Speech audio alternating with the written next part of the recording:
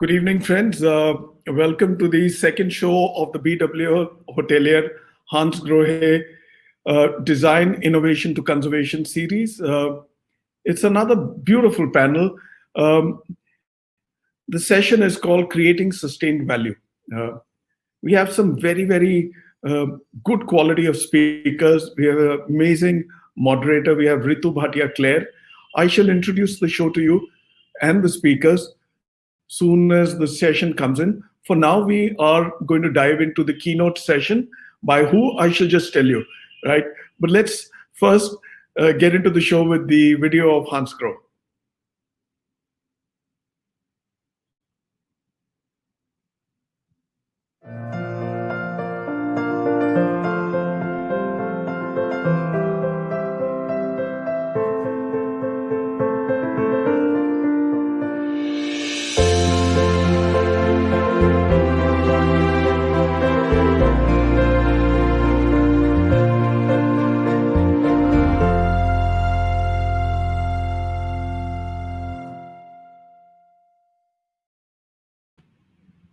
What a beautiful lineup of products, excellent video, and I'm telling you, much better products.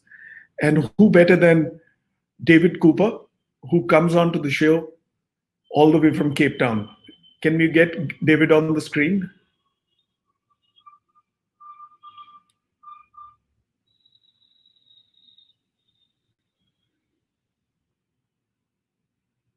Yeah. All right, let's get David Cooper on the screen, please. Welcome to the show, David. Permit me to introduce you. I want you to be on the screen when I'm speaking about you. Okay. David Cooper is a part of the absolute senior global leadership team of Hansgrohe, based out of the most beautiful Cape Town. I mean, for those of you who are not too familiar with Cape Town and haven't been there, I must suggest you all should head there. They're well past their water problems, their water woes, which David should speak about. More on David for now. David Cooper is the head of global project for Hansgrohe. Based out of Cape Town, like I said, he heads the Hansgrohe business in South Africa. In addition to his leadership role, David is the area manager for Sub-Saharan Africa and is the head of global projects in Germany at Hansgrohe Group. Prior to his current role, David has worked 25 years in the field of general management, marketing, sales for various premier and international brands. Without much ado, let me bring the mic straight to David Cooper. The camera is already focused. Welcome, David. Welcome to India. Welcome to the Hansgrohe BW show. Bhuvi, thank you very much, and a big welcome to all our guests out there. And yeah, it's an absolute privilege to be here. So I'll dive straight in. Just going to make sure I can share my screen. And can you tell me if it's working? No. Let me try again. Give us a second. Share screen. Yeah.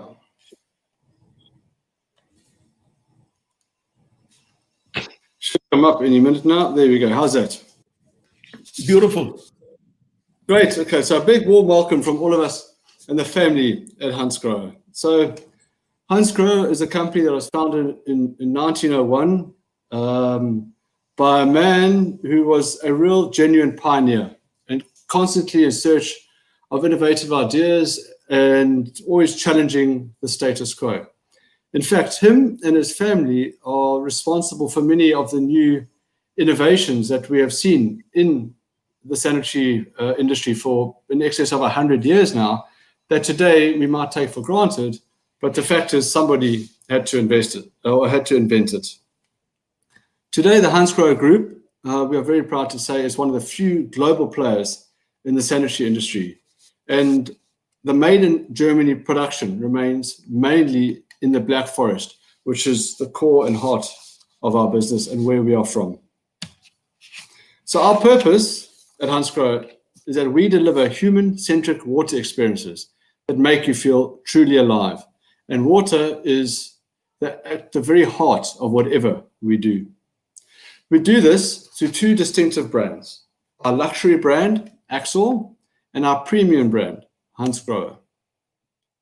Within Axor, form follows perfection. And this is a design brand for luxurious bathrooms and kitchens since 1993, when we did our first collection with Philip Stark.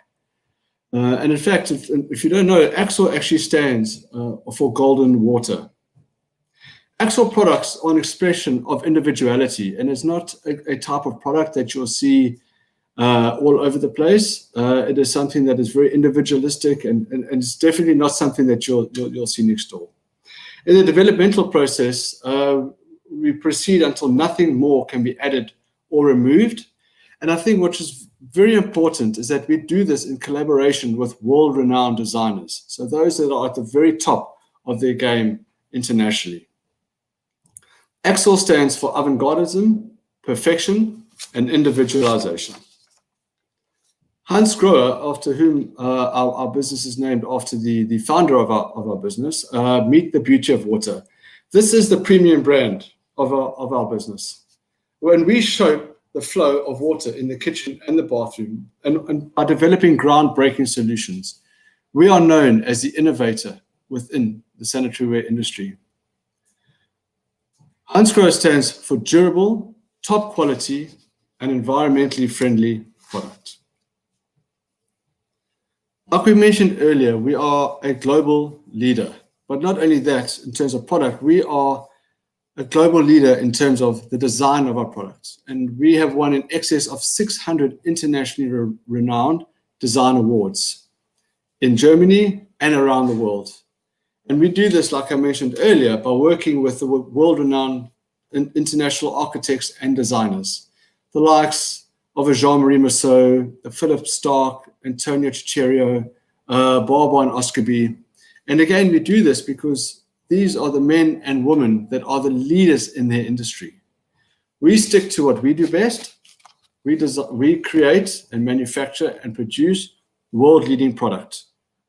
These men and women are the best at what they do, and they're also closer to the international trends, whether they're designing for us, Louis Vuitton, the Burj Khalifa, or some furniture design. Whatever they do, they are the leaders in their game. So creating sustained value, and why is this so important? So to us as Hansgrohe, water is everything. It is at the core of our business, and water is the elixir of life. At the same time, a lot of areas around the world are experiencing or under water stress. Coming from Cape Town, or currently living in Cape Town, as Bhuvi mentioned earlier, I can speak firsthand about what it is like to live in an environment where you're going to run out of water. I mean, we were down to 15% water in our dams, but what no one tells you is that 12% of that is mud. So we were literally down to the last 3% of the water, and we were within a hair's breadth of becoming the first major city in the world to run out of water and literally turn the taps off. I mean, what we were doing to conserve water is kind of, it's strange, but kind of become a habit. And one of the worst things that I had to do actually was, in order to save water when you shower, was I had to shower with my wife. No, but in all seriousness, I mean, when we were showering, you kind of like, you open the shower, you run under the water, you close the shower. We had an egg timer on the wall, so you can see how much time you've actually been in the shower. So you open it, you run under, you get underneath, you soap yourself underneath the shower again. And then what you've also got is underneath of you, you've got two big buckets. So you'll have a couple of people showering, 3, 4, 5, whatever, until you actually fill up these buckets. And then you take these buckets of water and you go and empty the toilet, flush the toilet, or you water the garden, and you try to keep a little bit of a garden you've got alive. We've got the drought in California as another example that is just not going away. And what we're also seeing is that the increasing prices of water around the world. So the United Nations has also committed to 17 points of sustainability, And we have aligned ourselves with them. And our passion and responsibility for water over the decades is what shapes us as a green company. And as we continue to try and make a smaller, let's say, footprint at the moment as possible in order to conserve our natural resources. So as a pioneer, Hansgrohe strives to harmonize, let's say, the triple bottom line. So economic success with social responsibility and the environmental protection, or the protection of our environment. And this is reflected in everything we do, whether we're making the product or in the end product that we have. And 4 examples of the technologies that we've introduced to the industry in order to save water are EcoSmart, Air Power, Cool Start, and Low Flow.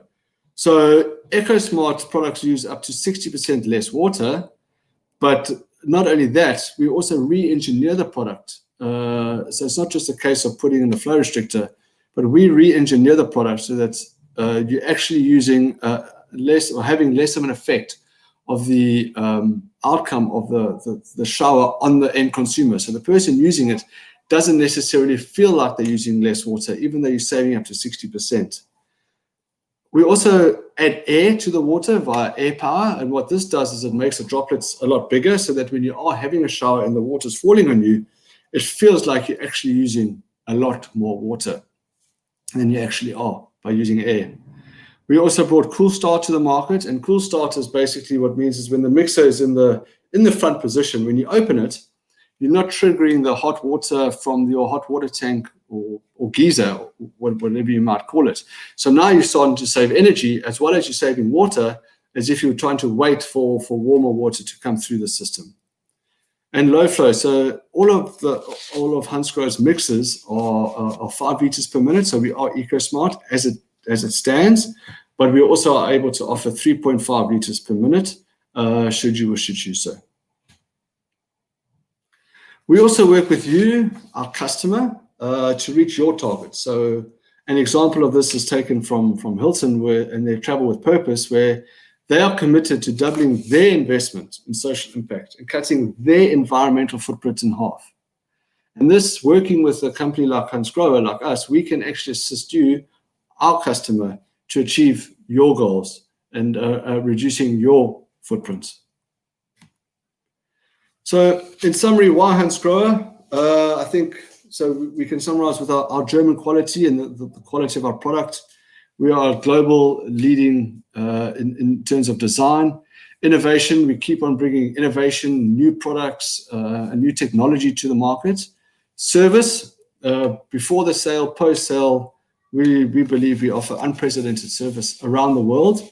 In fact, we even have a 24-hour hotline in Germany. So if there is something that in the unique instance. So ultimately, what operators and owners and investors desire in that their customers have a true relaxation from a great shower experience. A well-designed shower that offers consistent, maintenance-free showering for many, many years, and one that optimizes the use of water without actually compromising on the end performance for the customer. We want happy customers that come back and back again and refer the hotel to families and friends. So we desire to create value by saving time and money and offering peace of mind over the product life cycle. In fact, research has shown that hotel customers want 2 main things in their stay in a hotel. The first one is actually good Wi-Fi. The second one is a good shower, and this is where they start and end the day. So for them, a good shower is vitally important. So from my side, I'd just like to say thank you very much for your time, and Bhuvi, over to you. Thank you for a most wonderful presentation. And let me tell you, you were spot on. You're well within time, absolutely efficient. And that's amazing, amazing. So David did set up our session extremely well. We will now dive into the show. But before we dive into the show, Kunal, why don't we see a bit of Hansgrohe on the screen, a video? More the merrier. We have a distinct attitude. It determines our thinking, It is the driving force which compels us to continually develop new visions, beginning with the finest materials, traditional methods, and the most innovative technologies, in collaboration with the world's best designers.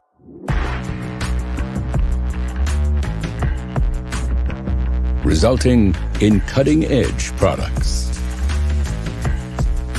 Our attitude reveals itself in every detail.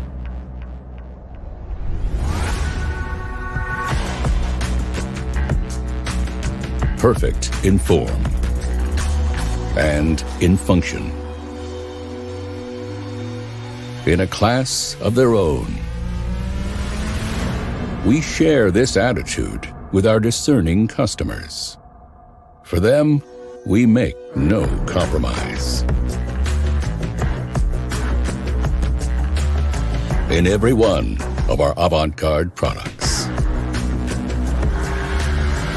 In every version.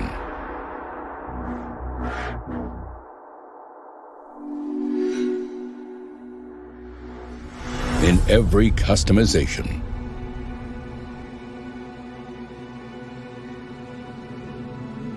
In perfection.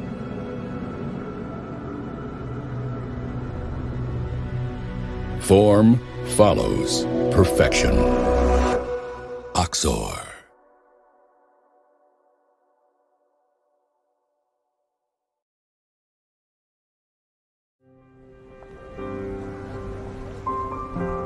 As our lives become ever more restless, maybe it's time to ask ourselves, which moments in life are the most beautiful? At Hansgrohe, we believe it's the moments with water.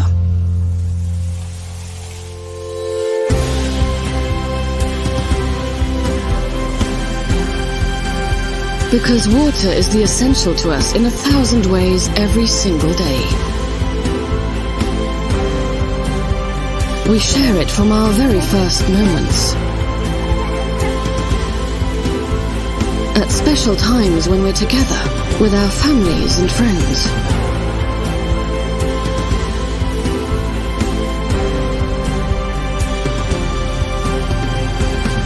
With the ones we love.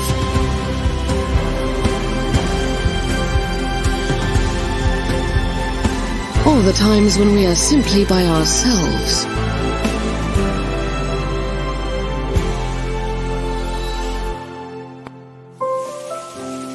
That's why we do everything we can to make your moments with water as unique and precious as possible.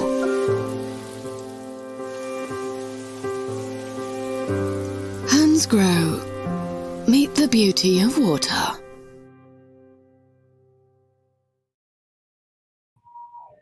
Oh, that's brilliant.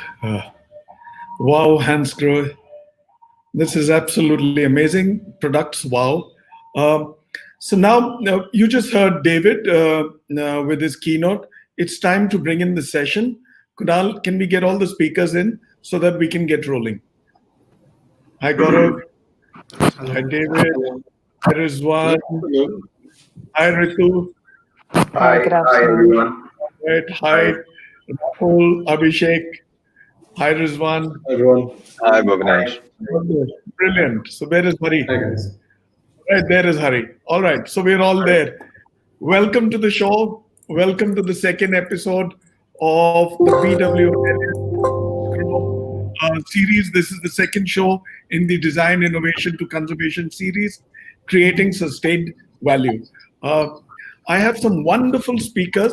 I have a very polite, genial moderator today, Ritu Bhatia Kler, right? She's the managing director of Total Integrated Design India Private Limited. In short, we call it TID.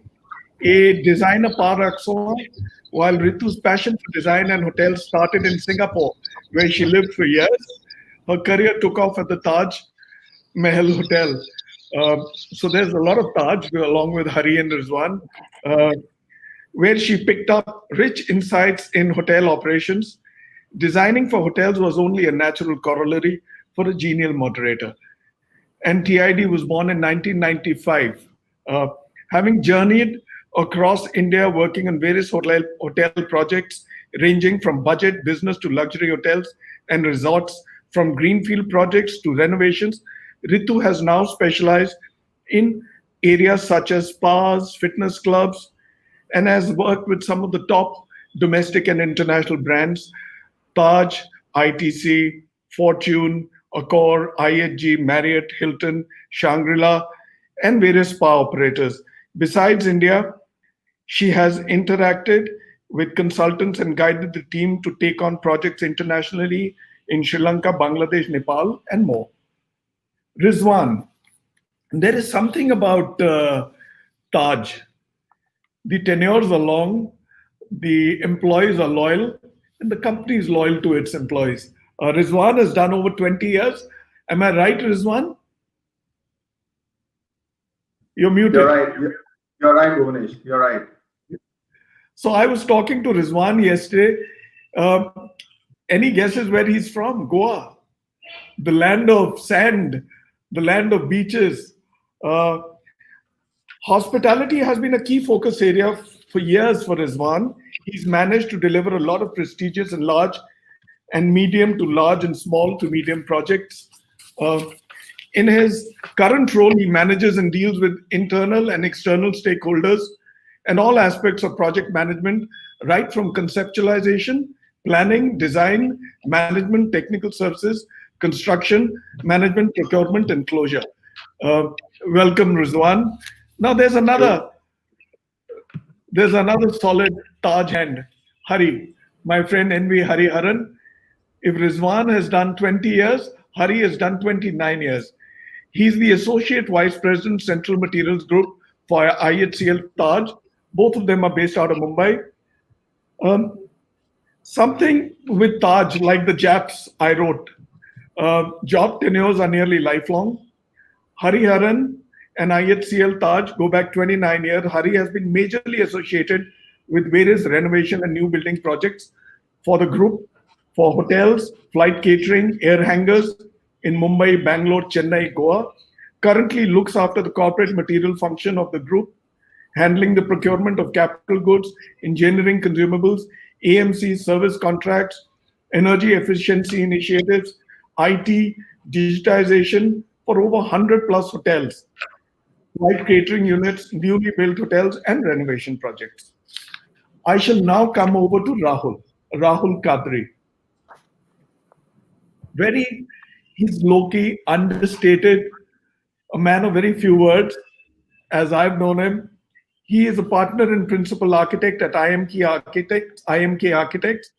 Rahul took over the reins of the firm from his father, Mr. I.M. Kadri, in the 90s after he graduated in Diploma in Architecture from the Academy of Architecture, Mumbai, and he has a master's in urban and regional planning from the University of Michigan, USA, which is where I have been for a while. Kadri's work for widely acclaimed with multiple felicitations from IIA, Times Network, and most recently in National Award for India's Top Architects 2020 from CWAB 2020. Abhishek Mathur. Abhishek Mathur is the director HBA Studio India. He's based out of Mumbai now. Abhishek established the Studio HBA office in Mumbai in 2015. He brings his deep understanding of hospitality and high-end luxury design to all his projects with an acute understanding of local context. Prior to opening the Mumbai studio, Abhishek led and successfully delivered projects with HBA Singapore and Studio HBA in Delhi. He has over 13 years of professional experience as an architect and an interior designer, having worked in prestigious firms in New York, New Delhi, Singapore, before joining HBA. Coming to Gaurav Malhotra, he's the man who's in the saddle for Hansgrohe in India, South Asia, and he leads a very important function. Let me detail this further. Gaurav heads the Hansgrohe business in India and South Asia, which we all call SARC. In addition to his South Asia leadership role, Gaurav heads the key accounts efforts of Hansgrohe in India and Asia. With an experience of 21 years, Gaurav has worked extensively in leadership roles in the building and construction domain. He's perhaps one of the most experienced, stable, and hands-on leader in this category, this domain, and business. Hansgrohe is in very, very good hands. Over to you, Ritu. Let's take the show. Next 75 minutes, yours. Unmute here. Good afternoon, everyone. Good afternoon, everyone. Thank you, Bhuvanesh, for such a wonderful introduction. It's a pleasure to be here with my fellow panelists on the BW and Hansgrohe show. In today's time, the world is connected virtually like never before, and as we are today. But we are also connected by a responsibility to save and preserve our limited natural resources. So our topic today is naturally creating sustained value. Mr. David Cooper earlier spoke about the value of our natural resources. As architects, designers, hoteliers, and manufacturers, we bring value to our guests and customers, and both values are equally important.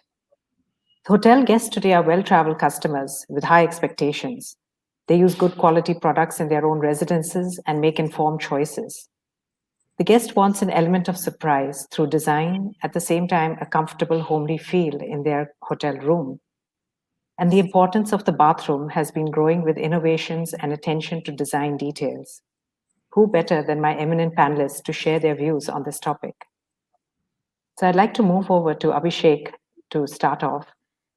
So Abhishek, you have a wealth of experience, as Bhuvanesh has already told us. Tell us about your creative style and some experiments with the projects pertaining to the guest room bathrooms. Is there a case study on one of your projects where you feel the bathroom was unique or different, and would you like to share that with us?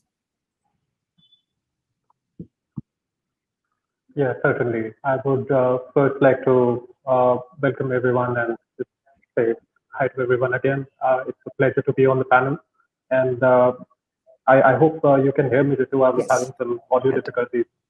Okay, fantastic. So coming to your question, Ritu, I think it's an extremely pertinent topic, especially for hospitality design. I think, I always feel that when a guest comes into a hotel, they carry a certain set of expectations. And, one of the strongest touch points of any hotel is its bathrooms, right? A guest, like, is sort of looks forward to like refreshing themselves in the shower or getting a good night's sleep in the bed. So these kind of guest room touch points are really, really important. And what my experience has been working on different properties is that one needs, from a design perspective, understand what is the kind of demographic we are looking at and for which property. So to give you an example, recently for a city hotel in Khanna in Kochi, for a very prominent brand, so it's a city hotel, but we've tried to give the whole design a personality. The whole bathroom is not just designed beautifully, but we went a step further and worked with a graphic design team to also design accessories, shampoos, shampoo bottles, and all these kinds of different bathroom accessories. Your shower robes, the door handles, everything. So it just cuts across a little bit deeper for an immersive experience to carry on the whole design narrative. And that's the hard part, right, to do in a city hotel. For a resort property, though, what I'm currently working on and what I'm very excited about is a resort in Nandi Hills that, again, we are doing with Marriott, actually, where the idea is that, given bathrooms are supposed to be extremely private areas, but how to instill a sense of light, a sense of, nature, connecting with nature, with having these inside-outside spaces. So, we are looking at how to create privacy screens around, the bathroom area and let it open out into the nature. So, it really is one of the most exciting components of doing hospitality design. And I suppose you can chip in here with your experience as well. Yes, that's true. Well, I love what you said about giving the bathroom a personality. I think that's something really amazing. You hear of probably the lobby having a personality. It's a great thing to hear the bathroom as well having a personality. And yes, definitely, when you talked about bringing in nature, I think that's something which is goes with the whole topic of sustainability and biophilic design, and that's something very much what even we're trying to do. And I think the challenge is getting in the biophilic design and the nature in a business hotel. You're like you said, when you do it in resort, it's part of the landscape, and I think what's also important is the planning aspect. That when you are planning the in and the out together, the whole process starts right from the beginning of architectural and interior planning. And that's something we love to do, is to come in early with the architects to plan the space as well. And speaking of planning, it reminds me of a quote by the earlier General Eisenhower, an American president, who said, in preparing for battle, I have found plans are useless, but planning is indispensable. Now, as architects and designers, I'm sure our plans are not useless and they're very important. But when we talk about indispensable planning, it brings me over to Mr. Rizwan, who does a lot of planning for the projects with Taj. And I wanted to ask you, Mr. Rizwan, that, as we have already heard, that bathrooms have become important to travelers and as important, if not more, than the bedrooms. And hotels are taking a plunge into more creative bathrooms. This could mean new product concepts for different projects. So in a greenfield project, how do you balance the creative process at design stage and the project execution in your delivery? Hi, hello, good afternoon, everybody. Nice being here on the panel with all of you. Well, Ritu, to answer your question, yeah, you're very right when you say that bathrooms are equally important as bedrooms in today's world. And these are the two: a good bed, and a well-appointed bathroom are the two key elements a guest is expecting when he walks into a hotel guest room today, right? And like you mentioned, products. Yes, products do differ from property to property, category of hotel to category of hotel. So when you talk about balancing creativity as well as project execution, let me just touch base on creativity aspect first. A design brief is very clearly spelled out, to the designer when he's on board or he or she is on board, to take care of new trends, technology, and guest expectations. While at the same time, it's also stressed upon that we should not be overdoing it, which then sort of becomes cumbersome for usage.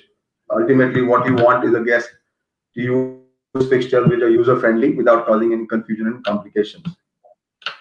While in terms of creativity, I think we at IHCL have been quite open to allowing designers. We have designers here on the panel. You have worked with us, whereas Abhishek also has done quite a lot of work for the Taj. I think we've been working with you guys, and I think you guys have been using your creativity a lot. While I think we have allowed you guys to express your creativity, but but to ensure that ensure that we're not really overdoing it. That's the only point over there in terms of creativity. Now, when we look at what we are trying to do new in terms of our bathrooms and all, we are using new trends like a smart seat cover, which is a way of saving water, but it's high on technology. Whereas we're doing away with the tubs in most of our city hotels, and providing shower cubicles, which is giving a better shower experience. And when you look at project execution again, it all depends on the category of hotel and the guest it is catering to. Like a palace property will probably have traditional fixtures, not to alter the original fabric of the palace. While in a new luxury property like a Taj or a Vivanta, you would probably go ahead with a lot of contemporary design or any other design which will probably speak the design language. And creativity definitely can be expressed more in a new greenfield property than a palace property where you're restricted, you are constrained, to look at the original fabric of the structure. But you still have to ensure that you're meeting with the required norms and regulations of a particular city to ensure you're not really going overboard, and to ensure that you're speccing the right materials and fixtures. So which is, I think, of prime importance. So it is definitely, that is where you're looking to balance the creativity with project execution by ensuring that proper design management process is followed right from the start to the end. That is where you actually are working together with the designers, with the internal stakeholders to understand the requirements, the needs, whereas also trying to incorporate the new trends and integrating design in a way that the guest who walks into a room is able to use it without any trouble, and also easing maintenance aspect of it, because ultimately after something is installed, you also need to maintain a product. So that is something also that needs to be looked at very carefully. So I think that's how we're looking to really balance creativity with execution. That's great. Thank you. Yes, it's been wonderful working on the Taj Swarna Amritsar project with you and the whole team. I think that was really nice, and it was a city hotel. It is a city hotel, and I remember the presidential suite where we actually have a bathtub with a view. That turned out, I think, very interesting. Absolutely. So you're right, maintenance is absolutely important and the materials play a big role there. However, I think everything has a life in its, of its own in terms of the product. And as we always have to keep, as a brand, I'm sure, one has to always keep looking at new things for the guests. And so I'd like to ask Mr. Hariharan, when it comes to the hotel upgrade of the bathrooms to keep up with the times, how often do you upgrade the bathroom fixtures at your properties? And would you like to throw some light on the strategy? Good afternoon, Ritu, and first of all, thanks to BW Hotelier and Bhuvanesh for inviting on this panel, and welcome to all the panelists here. So Ritu, regarding the question on the upgrade of the property or the renovations of the bathroom per se, bathroom per se is renovated only over a period of 10 to 15 years. Primarily, a renovation in a hotel happens. First step is to have a refurbishment, which is typically like polishing, changing the carpet, upholstery, and painting. The second level is the complete renovation, and when we come to complete renovation, the bathrooms are renovated, because during refurbishment, the bathrooms cannot be renovated because of various infrastructure issues like marbles and tiles and everything. So bathrooms are renovated in months in 10, 15 years. So that's a long duration for renovating a bathroom, wherein the technology has gone to a leap change. What you have now and what you have 10 years down the line, it's a lot of things that needs to be factored in when the renovation happens. And during that time, when the bathroom is renovated, you change the pipeline, internal pipelines and everything, because that's the only moment you get in, because those pipes have gone over a period of 10 plus years or 15 years in certain cases. So that is the strategy that is taken, is that I have the best of the fixtures and best of the accessories and everything that is available. Today, like, people wants to have a larger space in the bathroom, like larger area with well-illuminated grooming session, and sometimes you have spa jet tubs, or you have different lighting effects to through the mood. Besides the bathroom mirrors that is there today, you have televisions also in the bathroom, like Rizwan mentioned, like the heated seats that has been provided, which is again one of the latest things that is there, which was not there, say, a decade ago. So those are the certain factors that are considered in. The other thing that is factored in is also like, the energy saving, the water saving things. When we say water saving, it's not reducing the water. It's the best way to use the water that is possible to be done. Like recent example I'll give you, when we did this exercise during the COVID, one of the things was that touch-free things. Everything is touch-free. Your sanitizer has to be touch-free. Your hand wash has to be touch-free. Everybody came with sensor water taps. So okay, fine, don't have handles or anything. We came with one more step ahead. We found that, okay, why touch-free only water? Why not touch-free even the dispenser? So you have this spout with two dispensers. You wave one hand, you get chemical or to wash the hand. On the other side, you wave the hand, you get water. So it's a total touch-free. We are also looking at doing away with the bathroom amenities, those small 35 ml, 40 ml bath shampoo and those liquid, and having it on a touch-free dispenser. So there's always an innovation that goes around in the creation of the renovating the bathrooms. It happens both in the renovation and in the new build. And again, in the new build, you have a lot of leverage to do it, as Rizwan again mentioned, that in a renovation within the space of the 35-40 square foot in a typical city bathroom, you have, and you need to use that space to the best possible that is there, with a lot of lighting and other things. And procurement, again, I am now in the shoes of procurement. Renovations is my past. But in the procurement also, it plays a very important role for us when we are procuring this bathroom fixtures. We look at warranty, we look at the after sales service, the spare parts availability. Those are very critical. You complete the bathroom, but then it has to run for next 10, 15 years. You need to have the spare parts. You can't change the cartridge and other thing. You need to have those. So those are from the other angle, from the operations angles, that is looked at as a strategy, when we renovate the bathrooms or when we do the new bathrooms along with the other areas in the hotel premises. I hope I answered your query. That's great. Thank you. Yes, thank you so much. In fact, thank you. I admit I'm going to miss those little amenities that I always look forward to, but I think it's great innovation, to have the touch-free for the soap and the water as well. I think that's truly innovation coming through there. So coming to Mr. Kadri. Mr. Kadri, you've done a variety of projects and a lot of hotel projects as well. And I also believe that you are involved in community development projects, and you run a girls' school and support various NGOs as part of your social responsibility. I think that is truly amazing, and that really adds to the whole intent of our topic today, where you talk about society and how to be socially responsible. But since today we're here to talk about hotels, supporting the objective of providing true hospitality to everyone, how, according to you, can well-designed bathrooms add value to the guest experience at hotels? Okay. Firstly, thanks a lot, Bhuvanesh, for inviting us to be on the panel and listening to all you wonderful speakers. Those videos and the talk that David gave was beautiful and fascinating. Thanks a lot for that. I'd like to correct one thing.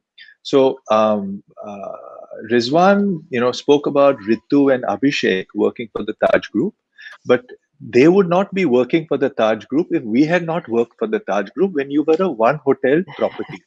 So neither of you are been working for so many years that you remember 50 years ago when you had only one property.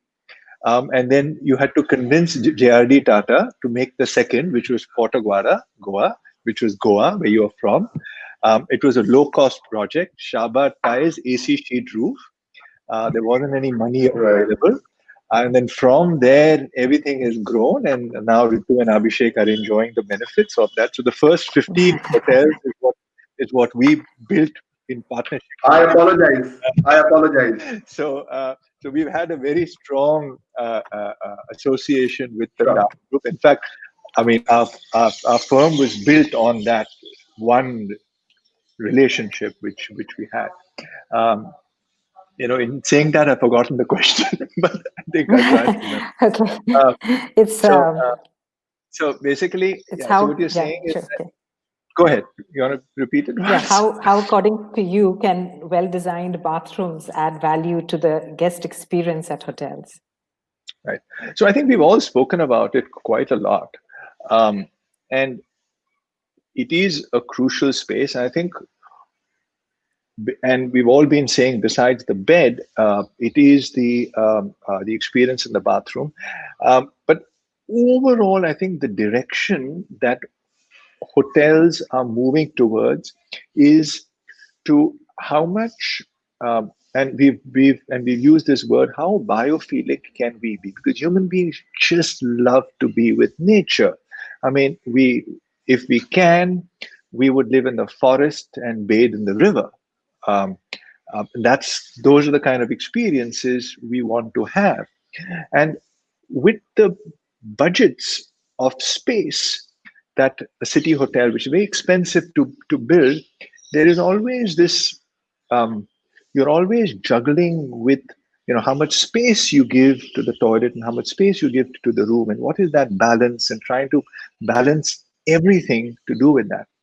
So, but I think juggling with that, and what has happened, some of the trends is that bringing glass to the toilet has been a major thing that had happened. So natural light coming in. So using devices like that, where you don't have to necessarily give more space, but you can be be lighter in touch, where things can disappear in a sense, where you're not closing things up, you're giving a much bigger sense of space, is what needs to happen more and will happen more and more.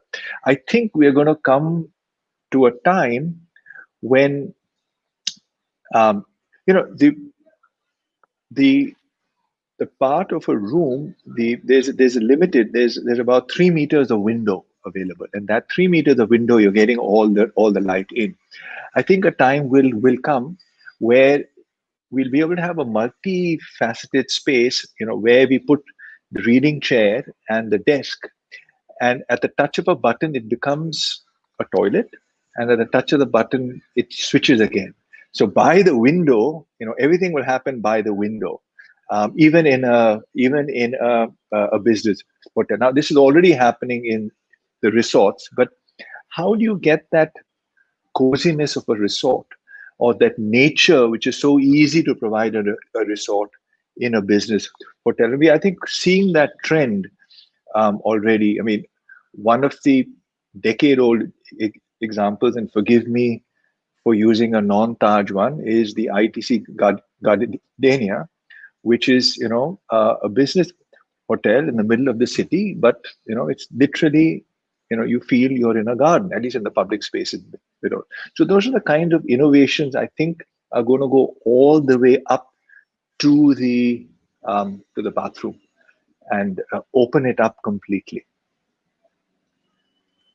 I think that's amazing. Thank you. I think you're right. With the right planning, with all the key stakeholders, you can actually plan something well to bring in, as you said, to bring in the light and to take advantage of the space to make the guest feel that they're not boxed in a city hotel, and especially in cities where you may not have a view.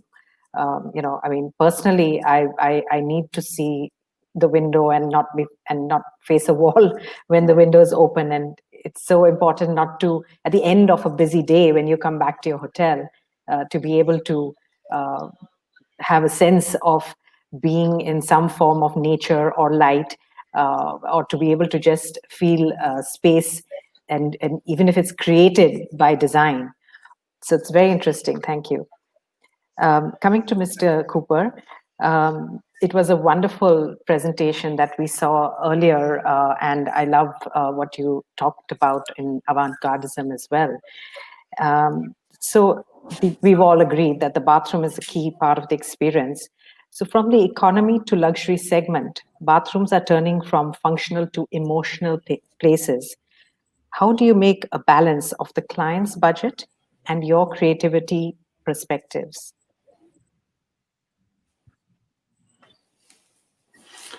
Ritu, hi, thank you. So I think that's a very good question, especially in this moment in time we found ourselves where budgets are under increasing pressure, as well as we have the situation of declining natural resources. But as a leading global brand within design is important to us. So, I mean, that is still something that I believe we will focus on going into the future. However, we do believe we listen to our customers, and we offer quite a broad array of products, from, let's say, the Hansgrohe entry level through to the luxury avant-gardism with Axor. However, that being said, there is a fast-growing, upwardly mobile middle-class segment that we would also like to target. And a lot of these people in this particular market can be found in Asia and Africa. So Hansgrohe wanting to participate in this, we also need to make sure that we launch the right product assortments for these markets, whether it be in terms of design or style, or whether it also to suit the local conditions. So we believe our customers, they love to buy our Hansgrohe products because they know the brand, they know the German quality promise, the design leadership, as well as our service before and after the sale. However, due to limited budgets, we do understand that sometimes corners need to be cut and customers can look for cheaper options. So our focus now is on the development of new target market groups and the acquisition of new customers in the economic segment, but without compromising on our industry leading design. So I think a big focus going forward is we will bring design to the economy or entry level of the market. So the versatility of our products and the ability to choose between different attractive designs will provide the right solution for every bathroom, lifestyle and taste, depending on our customers' requirements and their budgets. Thank you. I think that's a great initiative because, India is definitely a huge market for the mid-market segment in hospitality and the economy segment as well. TID does a lot in that segment as well, and we can see that there is still a need to cater to various two-tier and three-tier cities. So I think you're on the right track there. Good, thank you. Thank you. So yes, coming to our host, Bhuvanesh, how are you? Good. Bhuvanesh, so hotels have been a lucrative market for the design fixtures, and many homeowners actually take inspiration from their own home bathroom decor from photos they've seen of hotel bathroom trends. What's your take on that? Well, absolutely. I've done a lot from, especially for my new bathroom. I've taken, I won't know name from where, but I loved it so much that I redid the bathroom, remodeled it to a hotel, and I love it. Yeah. Wonderful. And not just that, let me tell you, people are mobile and aware. We all learn something or the other from somewhere, right? Right now, it's Hansgrohe on my mind. So I was asking Gaurav, what do I have to sell? What part of my assets do I have to let go to acquire Hansgrohe? So he said, no, we'll make it possible. You don't have to sell anything. On a more serious note, you see, life is short and experiences are good. We all want to make it comfortable within our own budget lines, right? And more than anything else, the past assets that we have in our homes, especially bathrooms, kitchens, be it faucets, be it showers, are heavy on water consumption. So the new products, the new lineups like David showed off today in his keynote, and Gaurav has spoken about it. Yesterday, Thomas spoke about it, are far advanced, There'll be a lot of lookalike Me Too's, but then you've got to have a discerning eye to pick up the right line, be it at your home or office. Let me tell you, there is far more wastage in hotels and offices because there the people say, listen, I'm not paying for it, right? So what do? I mean, to now you have flushless urinals at airports and large public facilities. Very true. In fact, I think that's where the detail comes in. Like you said, you might have a lot of Me Too brands, but the original brand always looks at the design and the detail, and that's where the difference is in the quality and the brand standards. And, that's why so, like you spoke about homes, my home is 20 years old, and I call it a heritage property already. So yes, things do wear out quite fast. Okay.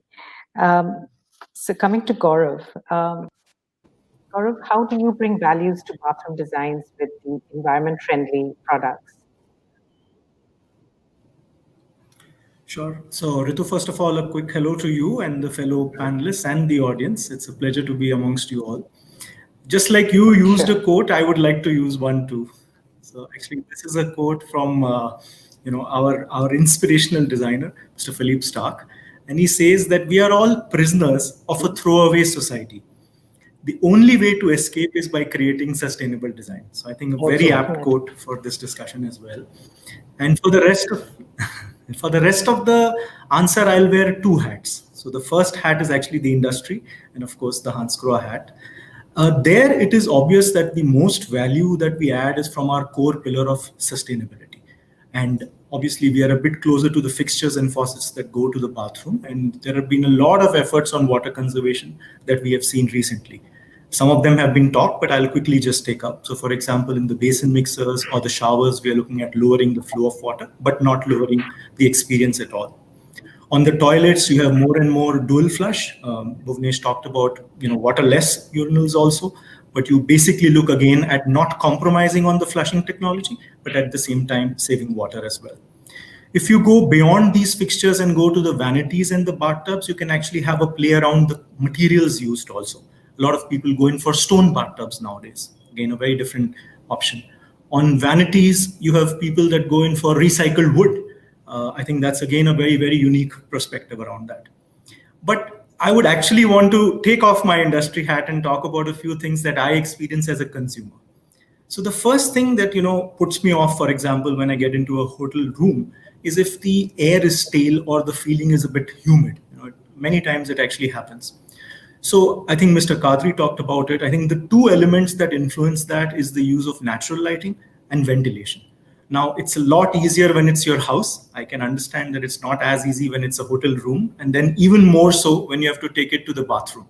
So there, I think the key aspects are to use energy efficient lighting, to use energy efficient ventilation fans, because those are very necessary, not just because they cause damage to some of the materials used in those bathrooms, but actually obviously more focused on the human health aspect.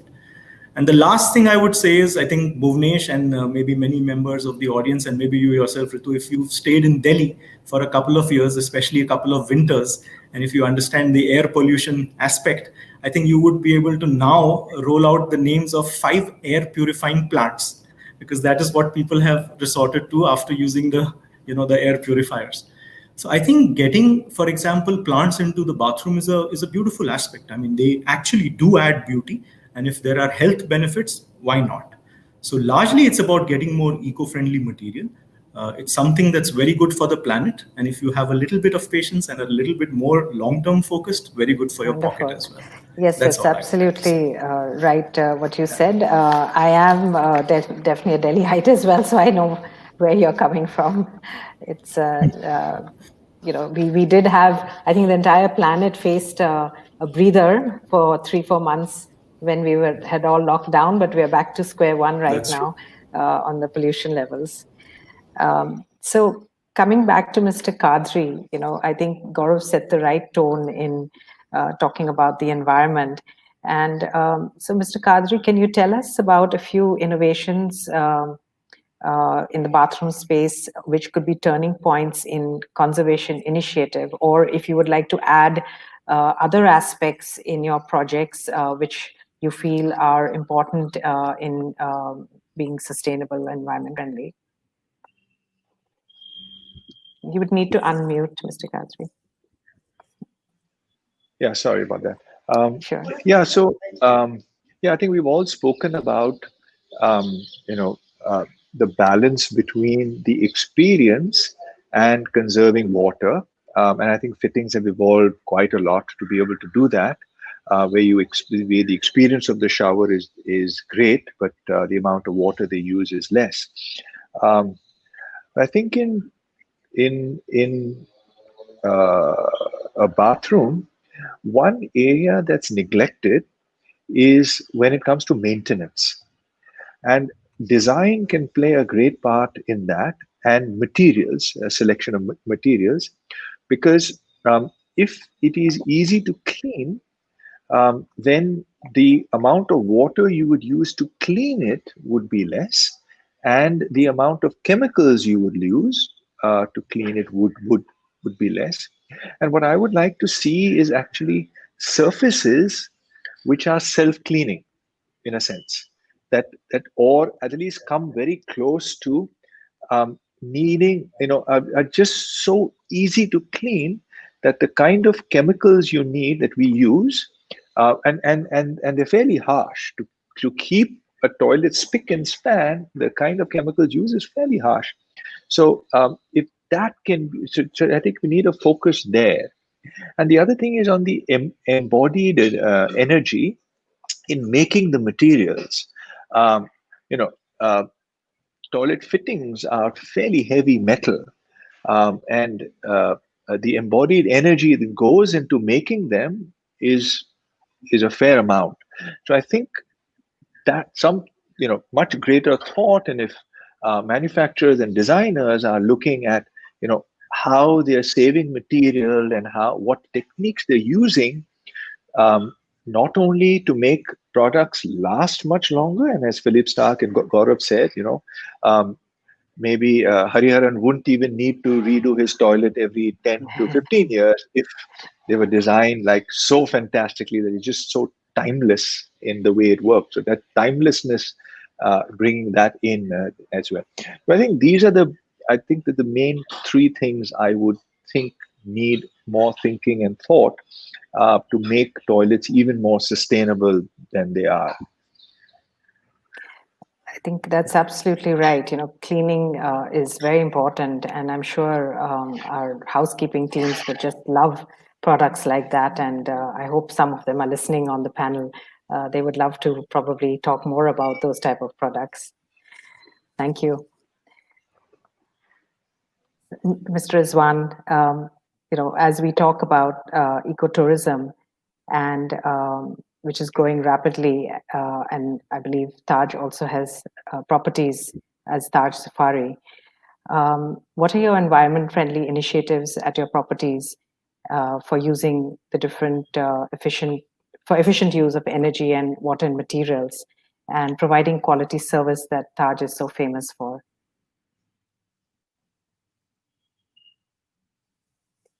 You need to unmute, please. Yeah. Thank you. Well, Ritu, I think we've been working on this for a long time now, and solar energy is one of the key initiatives that we've been using, and which is also a mandate. Then we've changed to LED lighting entirely in all our properties now. We're not doing anything else other than LED lighting. We're using energy efficient chillers, and controlling them with VFDs and all. So that is where we're saving on energy. Then in terms of water, we're doing low flow fixture, the way David mentioned about earlier, and so did Gaurav and Rahul. Everyone spoke about, and Abhishek also, about low flow fixture. So these are some of the stuff that we're using. Now in a property in Andaman that we opened a couple of years back, we've also gone with zero plastic there. We have a bottling plant. That is one of our first zero plastic property that we've commissioned in the year 2018. We've installed a bottling plant, and there's no plastic that is being used in that property.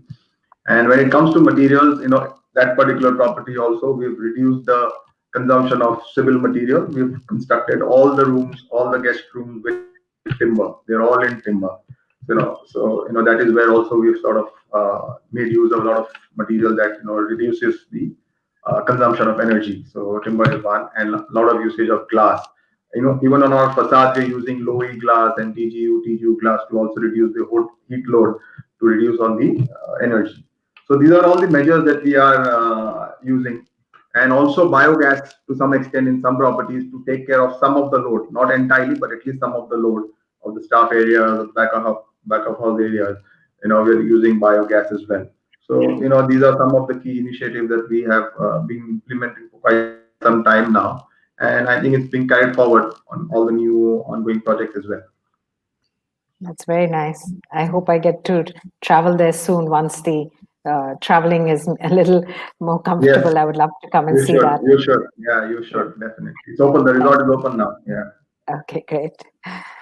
So coming back to Mr. Cooper, I had noted on your presentation there is a word which said human-centric, and that really caught my eye because it talks about how the focus is on the human being, and the product is human-centric. And I think that was a very interesting word to start the presentation with. And would you like to talk about the commitment, talk more about the commitment to minimize ecological, environment, and social impact, as we have seen earlier?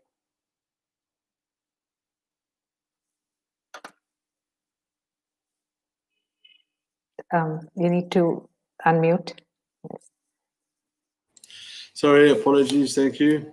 So water has been at the core, our passion for at the core of our business for over a century now, and we have been focusing now on our carbon footprint for a number of decades. And besides being the first to bring sophisticated technology and long-lasting quality and design to our product, we also act responsibly to make sustainability an integral part of not only our products, but also how we manage our operations, our processes, our employees, and also our suppliers.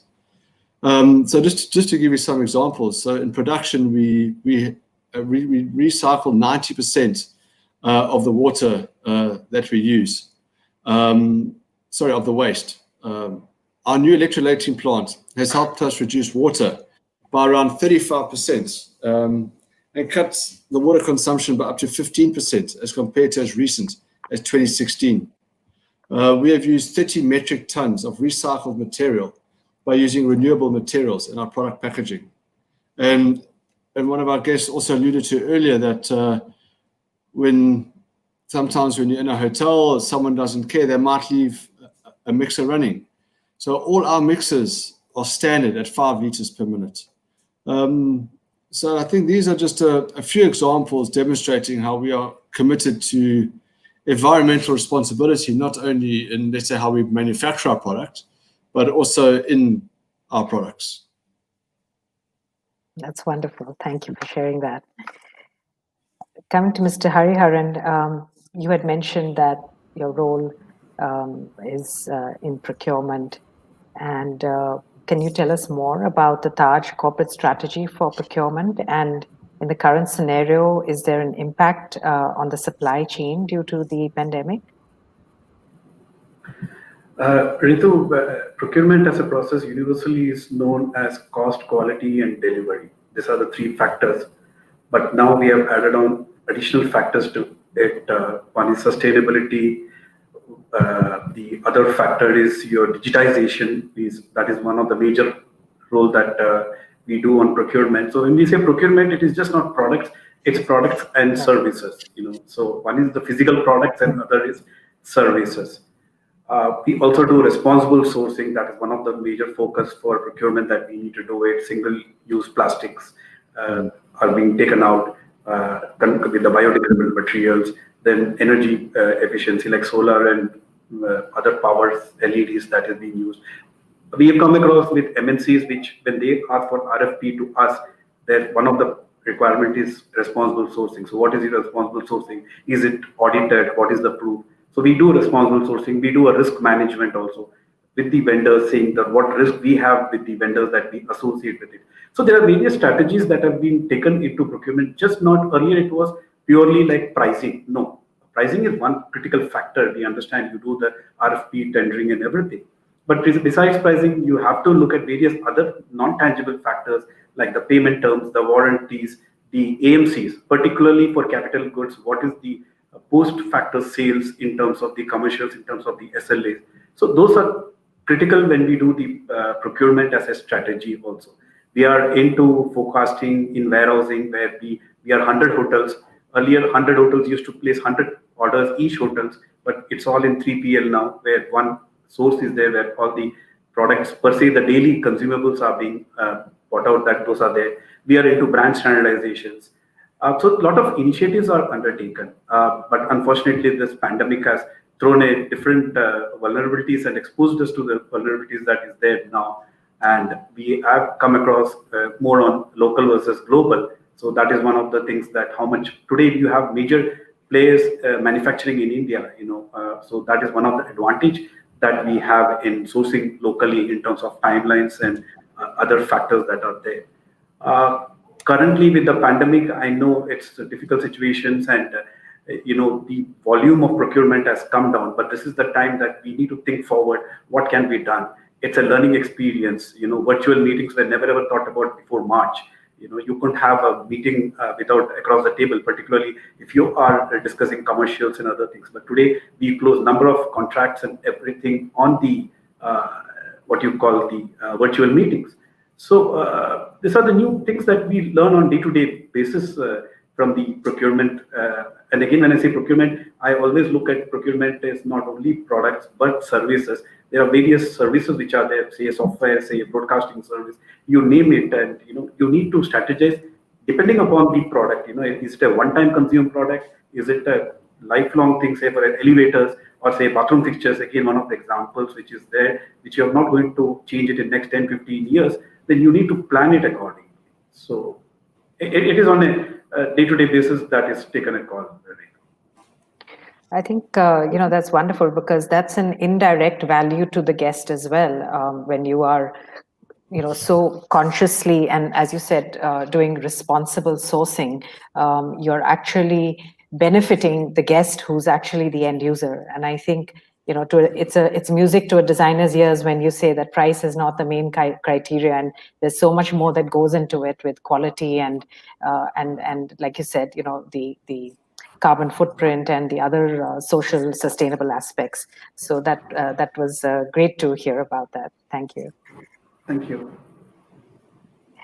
Mr. Gaurav, well, we've spoken about mid-market and luxury as well, and luxury is important to the hotel guests, but so is the environment, as we spoke about. Both are valuable. So besides Hansgrohe's initiative to reduce water consumption, any other innovations for conservation that you have applied in the products? Sure.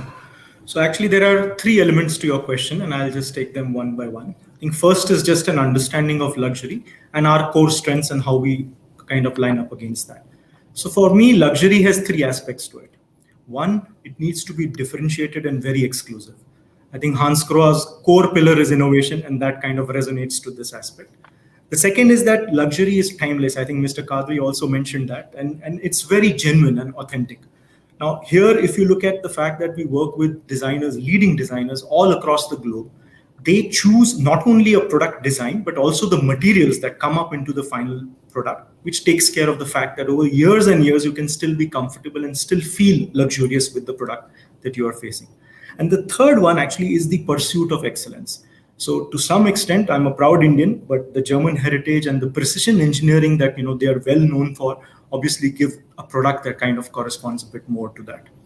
The second part of the question, actually, I need to first acknowledge that a lot of efforts from most of the manufacturers have been around water conservation. I think Mr. Hariharan also took up that point, that we need to go beyond water conservation by way of not just lowering the flow of water, but having more systems that go around it. Hansgrohe has in the past actually looked at filtration systems where it has actually captured water. It has actually even captured the heat that gets lost in a warm shower and tried to reuse that as well.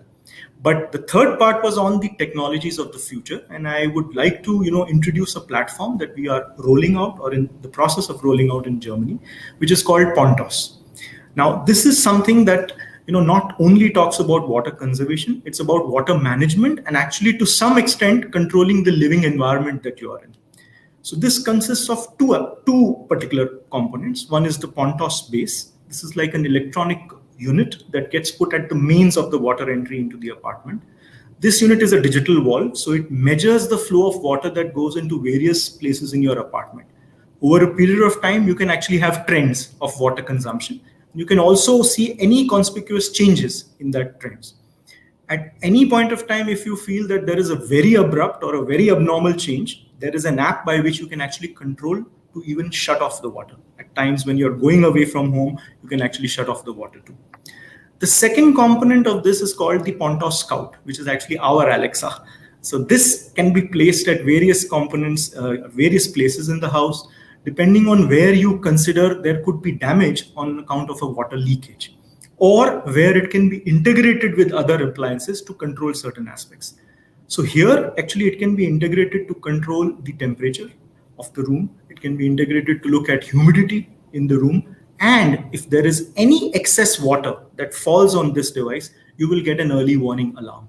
So these are the kind of technologies that we are working on. Most of them are on, of course, the IoT platform, and most of them need infrastructure to come in from a holistic, perspective, which is why it will be rolled out in different parts of the world at different phases. But I'm very hopeful that we'll get to see these kind of innovative technologies in India soon.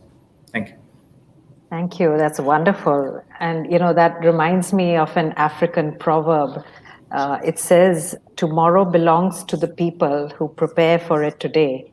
And I can see y'all are definitely preparing today for our tomorrow. That's absolutely a wonderful feeling. Thank you. So back to Abhishek. We need to hear the designer in the room again. Designers often have to overcome unanticipated challenges when creating bath areas for guest rooms, especially when the building plans are frozen and the shaft size and location is predetermined. Not only must the space meet the latest guest demands and brand standards, but a wide range of logistics can affect the overall look of the space. So how would you address this, and have you experienced this, and what, according to you, are the contemporary design challenges? Yeah, of course, Ritu. I think this question is, I'm sure you want to answer this question. We can both have a one-on-one on it. Yes. It's something that. Yes, please. Yeah, I think it will make for a good discussion between. I'm sure Mr. Kadri would also have his thoughts on this one. My take is that, like anything, when we are claiming to be experts on design, then I think this comes as a mandate to us to try and convert constraints into opportunities. And the way I see it, most of the time, I mean, my team and I, we have a lot of fun taking this up as a challenge, in a constrained flow plan, because it's like a very iterative process. As we all understand, you have to make a lot of options before you finally find the one that works, perfectly. And it's like sort of fitting in a jigsaw puzzle, So I see it as a playful act of designing, where you have to find the right fit. And to me, it's quite gratifying to get to the moment where this works, you're onto something good. And from leading on to some of the other questions earlier, I do feel that the other part from a design perspective is also how to have a certain lightness about this discussion on sustainability. I mean, I don't mean to make light of it, but how to be agile in a way that you don't feel like there is a weight on your great weight resting on the shoulders, and you are then you're not able to think a little bit sort of outside the box. So I feel that one of the responsibilities as designers that I see is how to have that attitude of having some lightness around this, and how to convert again a constraint into an opportunity, and how to maybe through some of the methods that Gaurav already described, trying to encourage having local material context, trying to have the latest technology, but do it in a way that ultimately everything contributes to the guest experience. It should not be centered around, how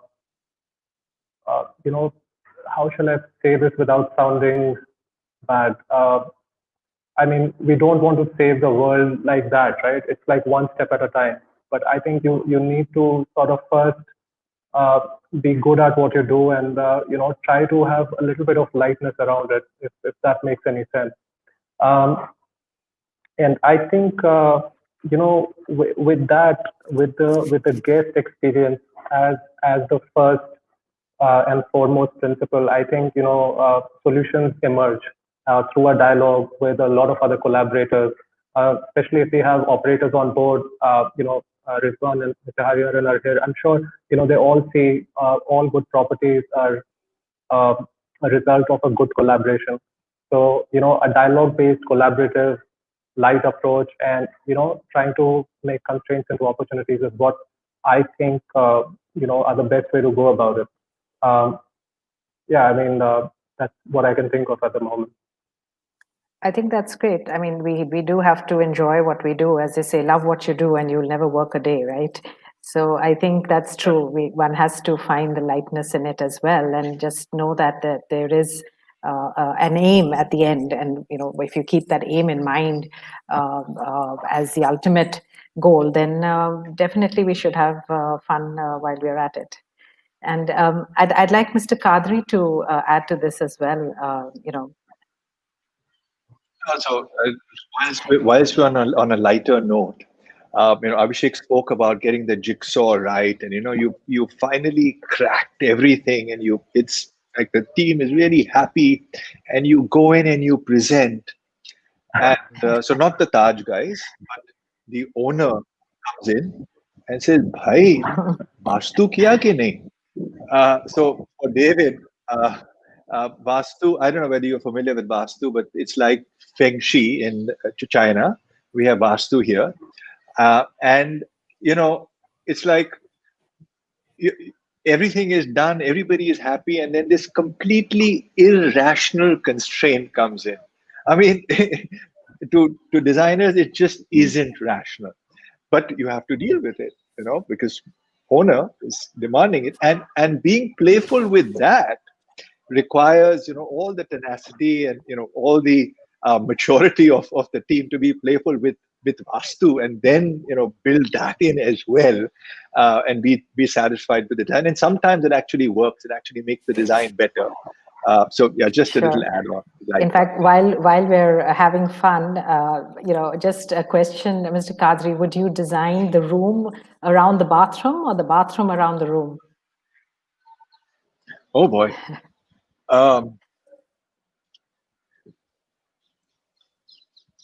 I think it would be fun to design the room around the bathroom. Okay.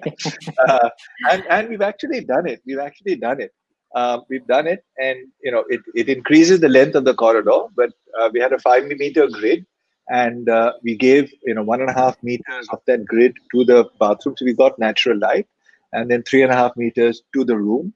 And the interior designer who came in, spun his magic as well to integrate both. So it actually worked. Yeah. So actually, it was integrating both. Wonderful. Thank you. Wonderful. So over to you, Bhuvanesh. Any words would you like to add? What we have spoken today. You still have another 10 minutes. You could go on with another question or two, and then I'll comment. Yeah. Okay. Sure. So there is time. You're well within time. So okay, I think you might want to ask Rizwan, Hari, David, another question. Then I shall come and summarize. I have my details ready. Okay.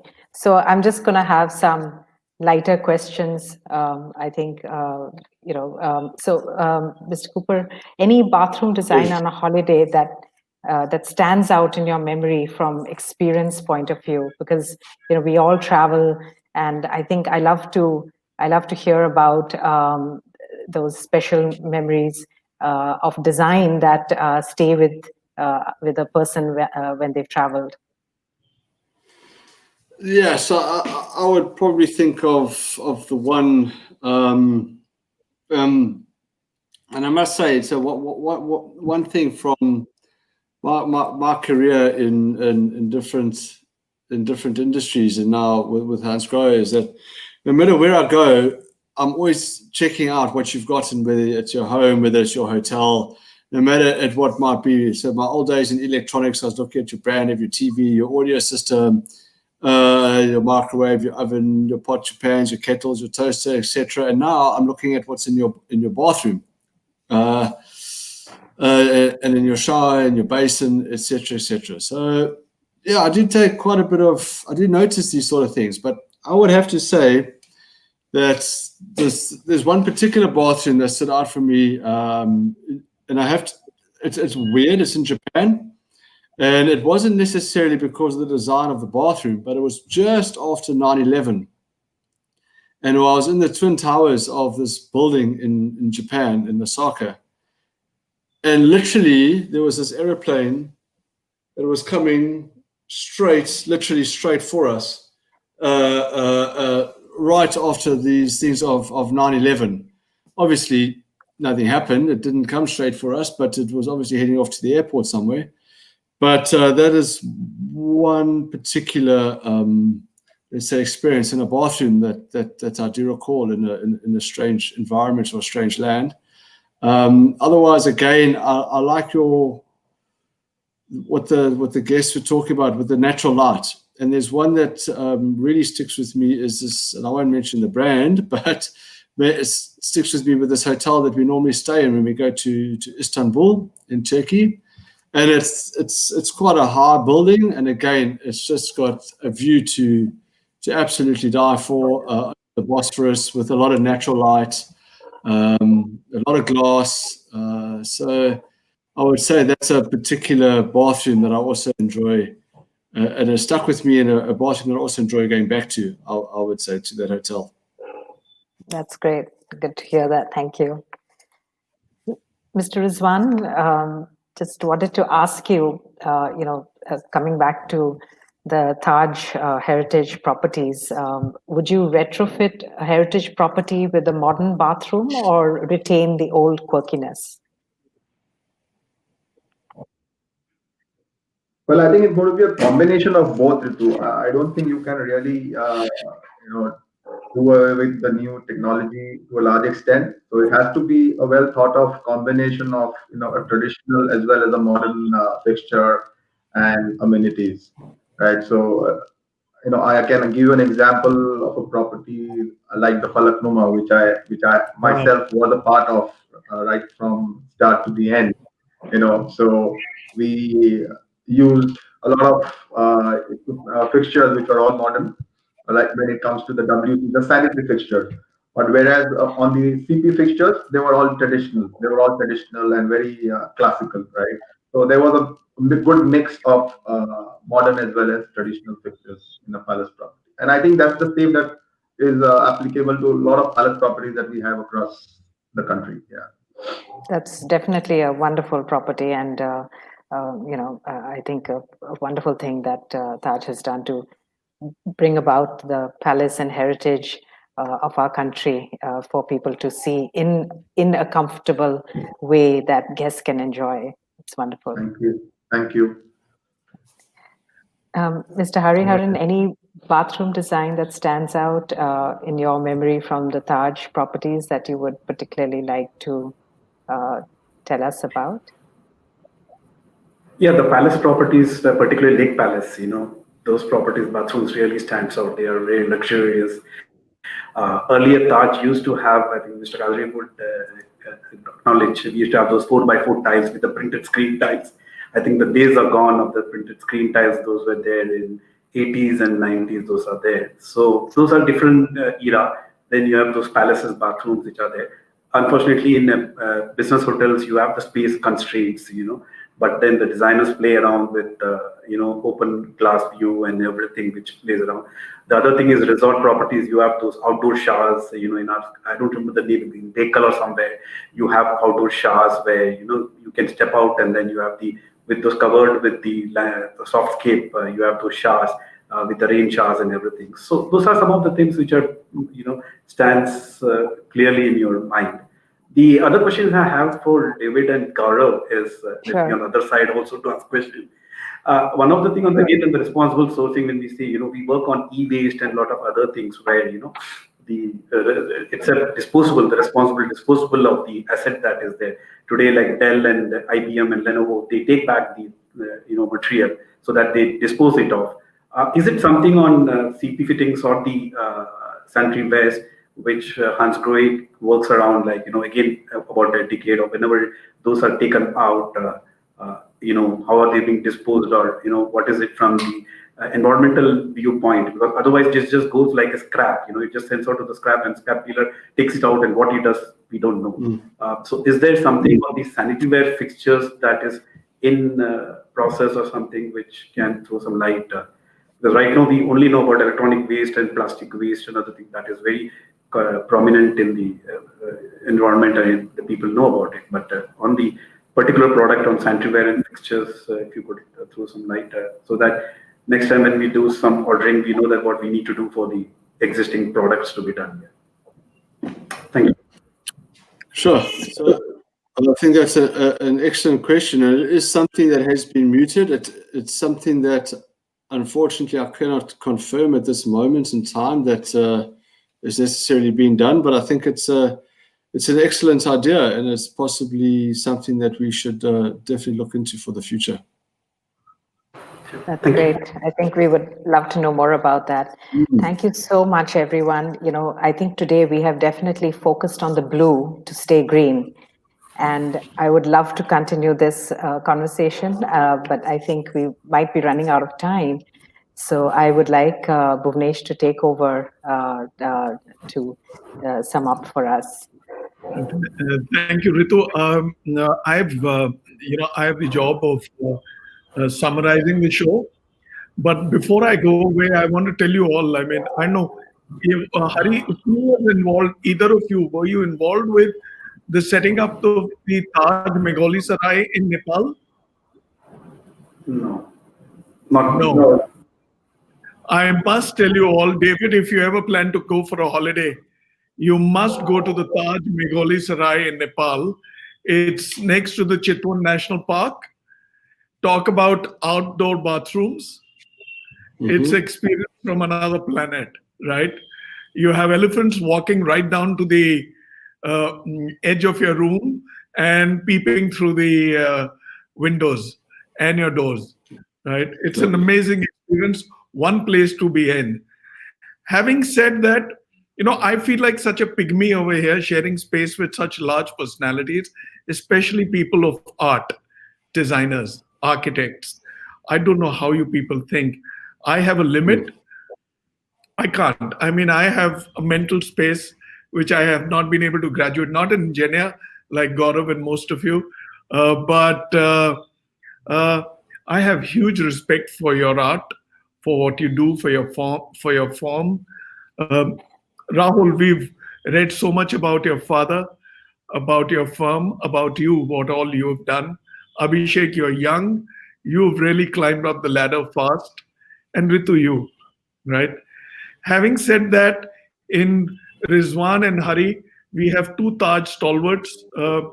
Taj really has people who stay with them. It's like a large family.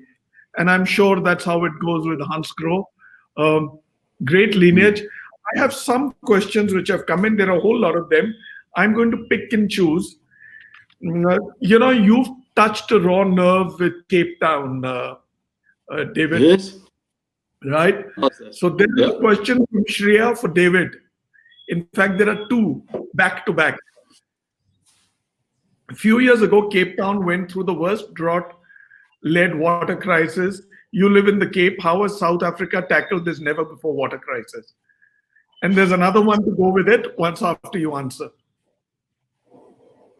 I'm sorry, what's the second? I didn't hear the second part. The second one I'll come to. Oh.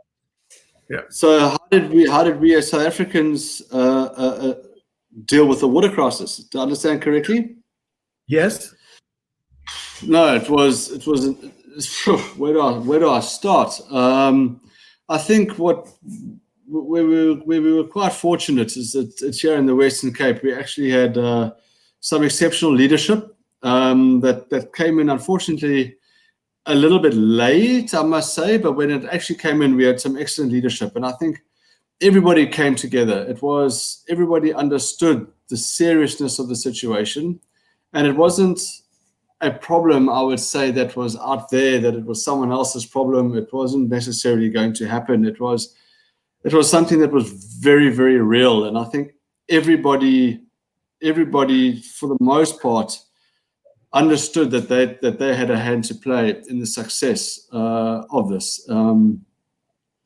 And when it came from changing our shower heads, I mean, I know with Hansgrohe, I mean, we donated a lot of shower heads to green shower heads, I should say, to, let's say, government facilities, homes, or old age homes, children's homes, etc., just so everybody could try and get the water usage down.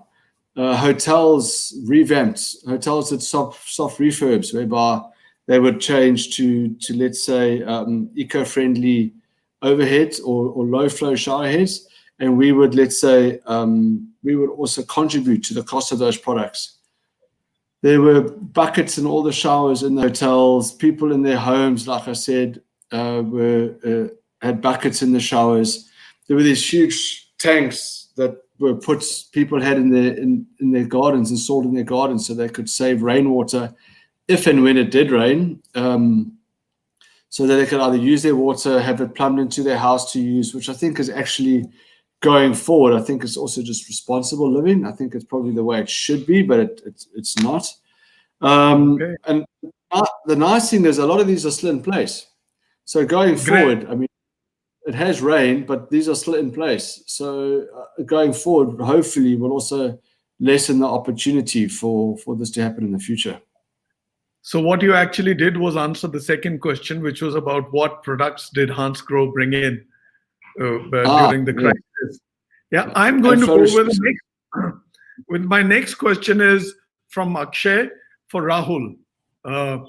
With your rich experience and understanding of your art and the industry, how do you engage with the new generation of designers, architects, and project heads for that fine balance between sustainability and design aesthetics? Rahul, for you. Unmute.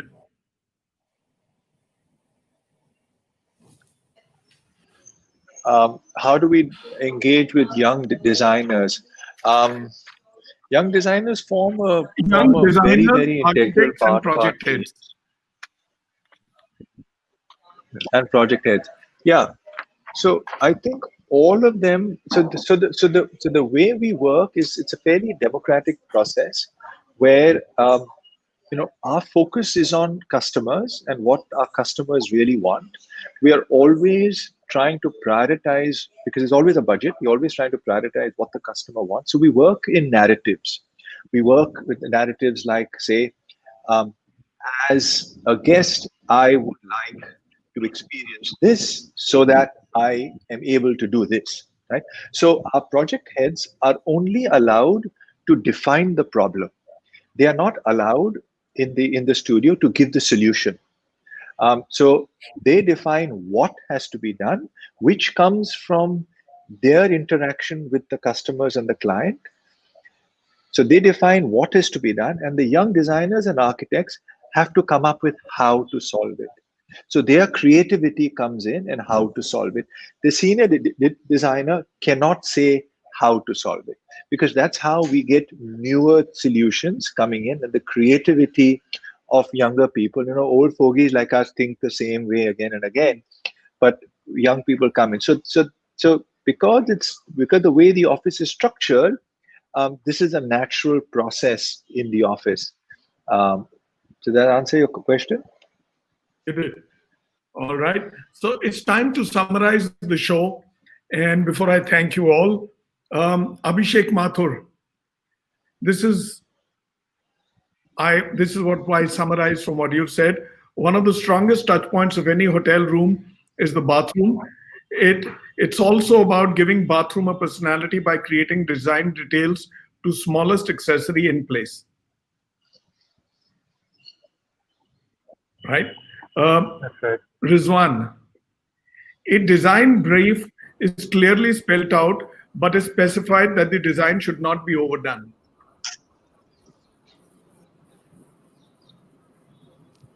Yeah, that's right. Yeah, that's right. It's very clearly spelled, but we're not really overdoing it. Perfect. That's true. Ritu, maintenance is of absolute importance, and materials play a very important part in that. Beautiful African quote to sum up: tomorrow belongs to those who prepare for it today. Thank you. I'm sure David is going to take it to Africa. He's already there. Right? Hari, water saving is about using the water carefully. An innovative idea of having touch-free dispenser for soap is what we did at Taj. There is always innovation while renovating the bathrooms. Also, while procurement, we also do responsible sourcing and risk management with our vendors. Believe me, that's not going to be very good for guests who are fond of taking all those soaps and shampoos. Right? Rahul, right? It's about balancing all the components in the bathroom in the space, giving much bigger sense of space. A time will come where we will have multifaceted bathrooms, experimenting with natural light and space. We can lend a close to resort-like experience. It'll be fun to design a room around the bathroom. Is that right? Okay. David, as a leading global brand, design is important for us. Our focus is now on new target market and acquisitions of new customers in the economic segment. The versatility of our products and the ability to choose between different and attractive design provide the right solution for every bathroom, lifestyle, and taste. Does it sum it up? Sounds good. All right. Good. I get a copy of that? Yeah, you shall. It's there. Gaurav, the values that we add are the core pillars of sustainability. The last thing I'd like to add is about getting plants into bathroom. Very, very nice. Actually, it's very valid. It's a great health benefit. It also is about having a little bit of patience to beautify our planet while having the bathroom equipped with environmental products. All right. So, ladies and gentlemen, I can only thank my master and my stars for being able to share the same screen space with such big names, right? Rahul, I've always wanted. This is my second show with Abhishek and Ritu, right? My second show with Hari, first with Rizwan, first with David, and now second with Gaurav. But Rahul, I've always wanted to do one with you. I'm blessed to have been able to do a show with you, a show with all of you. It's truly been a pleasure.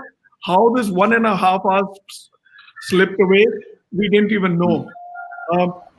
Having said that, Rizwan, thank you for coming in. We had 3 of them coming in from Taj, Hari, Rizwan. Actually, we have more than 3 with Abhishek, Ritu, and Rahul doing a lot of work with Taj. But we also had Rima Diwan, who was to be here on the show. She had to pull out. She's been indisposed. I miss you here on the show, Rima. While Rizwan and Hari have made it, we shall soon do another special with you. Ladies and gentlemen, our next show is on the 6th of November. It's called the, it's again at 4 p.m., where innovation meets emotion. It's a very beautiful show. Great panelists. I won't name them, but we shall share the creative with you soon. Thank you, Ritu. You've been a great moderator. Here is the show. Reza Kabul is moderating. Gaurav is doing the keynote. Shiv Kashyap is there. An industry senior of great repute, Mr. Premnath, he is coming into the show. Mevan Gunatalik Tilake, he's coming in from Sri Lanka. He's somebody who plays with water where there's no water. Thomas Stopper comes in. My good friend Asim Afsar comes in. And do I see myself? Yes, I do. Right. So it'll be a great show. Do come in, watch the keynote by Gaurav. I'm sure he'll make it special. And Reza Kabul. Thank you again. Thank you for coming in. Thank you, Abhishek, Ritu, Rizwan, Hari, David, Gaurav. It's been a pleasure being with you. Thank you. Thank you, everyone. Thank you, Bhuvanesh. You've been a wonderful host. Ritu, you were a great host. You're a great moderator. Very low-key, very understated, but extremely good. Okay, thank you. Thank you very much. Thank you. See you, everyone. Thank Bye. you, everyone. Thank you. Nice to meet you all. Thank you. Bye. Thank you, everybody. Bye-bye.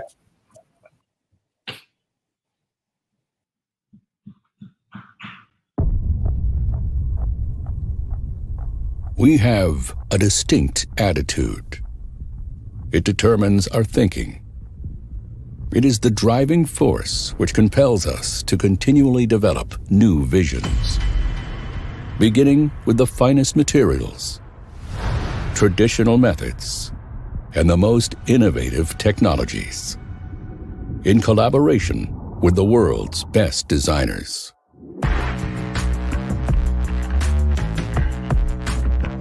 Resulting in cutting-edge products. Our attitude reveals itself in every detail.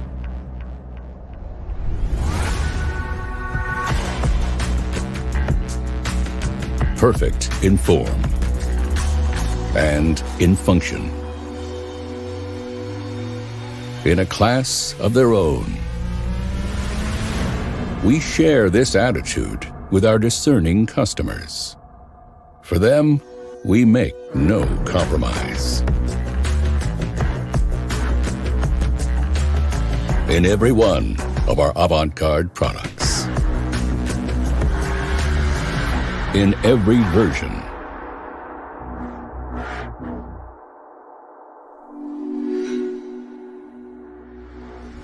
In every customization.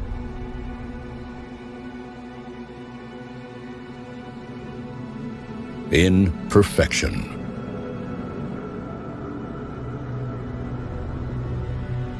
Form follows perfection. Axor.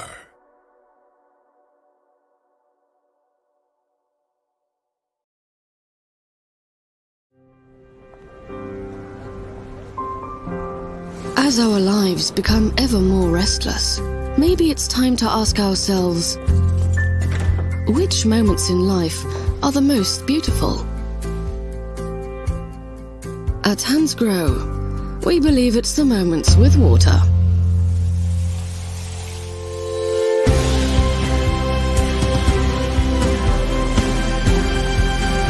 Because water is the essential to us in 1,000 ways every single day. We share it from our very first moments.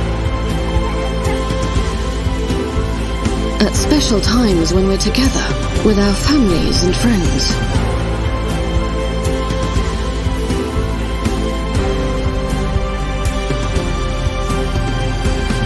With the ones we love.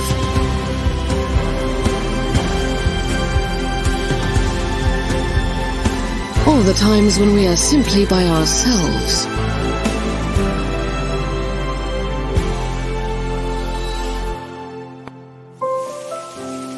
That's why we do everything we can to make your moments with water as unique and precious as possible.